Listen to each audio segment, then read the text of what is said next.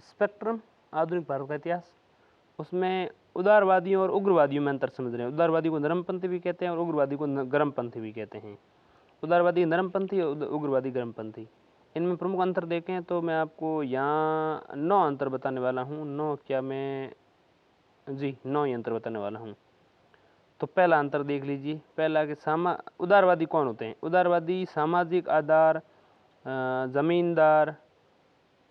आधार जमींदार एवं शहरों के उच्च मध्य वर्गीय लोगों के बीच उदारवादी होते हैं। ठीक। उग्रवादी कौन होते हैं? सामाजिक आधार शहरों के शिक्षित एवं निम्न मध्य वर्गीय लोगों के बीच। ठीक। इसके अलावा सैद्धांतिक प्रेरणा स्रोत पाश्चात्य उदार एवं विचार एवं यूरोपीय इतिहास जो है, सैद्धांतिक प्रेरणा स्रोत क्या होते हैं उदारवादियों के? पाश्चात्य उदार विचार एवं यूरोपीय इतिहास।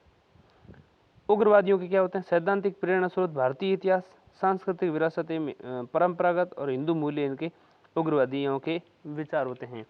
इसके अलावा उदारवादियों के देखें तो ब्रिटिश न्यायप्रियता में विश्वास, जबकि ब्रिटिश न्यायप्रियता में कोई विश्वास या निष्ठा नहीं होती है उग्रवादियों की। उदारवादियों का विश्वास था कि ब्रिटेन के पास राजनीतिक संबंध भारत के सामाजिक, राजनीतिक एवं सांस्कृतिक हितों के लाभप्रद होंगे, जबकि उग्रवादियों को मानना था कि ब्रिटेन के साथ राजनीतिक संबंध से भारत का आर्थिक शोषण जारी रहेगा। उदारवादियों का विचार था कि ब्रिटिश राज की पूर्ण निष्ठा थी उनकी, और उग्रवादियों का विश्वास था कि ब्रिटिश राज भारतीय निष्ठा के लिए अयोग्य हैं। उदारवादी मानना था कि सरकार विरोधी आंदोलन मध्य वर्गीय शिक्षित वर्ग तक ही सीमित रहना चाहिए, क्योंकि जन सामान्य अभी तक राजनीतिक कार्यों में सक्रिय भागीदारी निभाने के लिए तैयार नहीं है। जबकि उग्रवादियों को मानना था कि जन सामान्य की शक्ति की मांग एवं त्याग पत्र की पूर्ण भावना में निष्ठा है। इसके अलावा उदारवादियों का मानना था कि सरकारी सेवाओं में भारतीयों की सहभागिता बढ़ाने के लिए संवैधानिक सुधारों की मांग होनी चाहिए, जबकि उग्रवादियों का मानना था कि भारतीय दुर्दशा दूर करने के लिए स्वराज की मांग करनी चाहिए।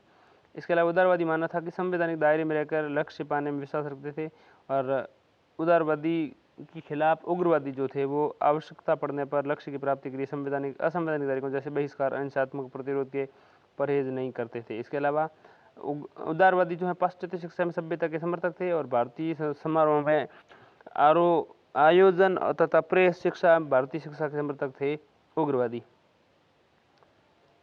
तो ये जब हमने पिछला पढ़ा था अध्याय, तो उसमें ये सारी चीज़ें समझी थी।